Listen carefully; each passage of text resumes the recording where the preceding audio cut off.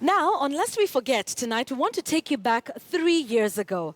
Now, on the 12th of December 2013, during the memorial of the late Nelson Mandela, was this man. He was a sign language interpreter.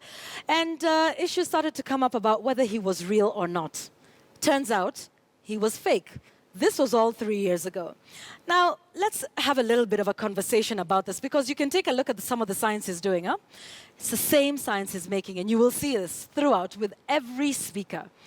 But we have our very own sign language interpreter, and let's remind you that KTN News was the first to do that even before the regulations that were put in place by the Communications Authority. William Silla, of course, with our team of sign language interpreters. He joins me now live from our studios here at the Standard Group Center. So, William, and this is the first that we're talking to you, and we're not talking to you through sign language. Yes, but I know the sign language is different from country to country. Yes, but tell us how you can tell that this guy was fake.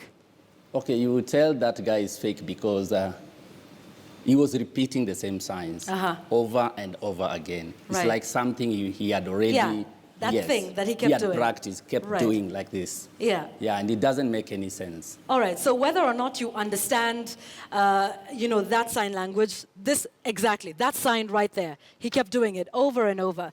That could tell you. Yes. Yeah. And it doesn't make any sense. Okay, not making any sense. Yeah. Okay, so Silla, let me ask you this, because there were jokes around the world, and this was really funny to a lot of people. True. But it wasn't funny to the deaf. No. Tell us why. It's because everyone has a right to information, and now as a fake interpreter, he doesn't pass that information. Yeah. And this was a historic event, you can imagine. And now all the deaf, they were expecting to follow what was happening, but now nothing was being conveyed at all. So that's why. Yeah, they were completely left out of a very important international historic event, like you say. Yes. And contrary to what most people believe, William, you do get trained for this. This is not something that you just wake up and, sort of have an interest in, right? No, not at all. It's something you must have passion, something that you want to do. Yeah. In every domain or events, you need to have passion in whatever you want to do. Yeah, it's not just something you can wake up and start doing. Yeah, and That's also his facial expressions with him, because I know you're big on that. Yes. It's not just about the signing and the hands that you're doing. Yes. Take a look at his facial expressions. Do those make you happy as a sign language interpreter? In fact, they're flat, nothing. He's not conveying any emotions. He's not capturing the mood of that session.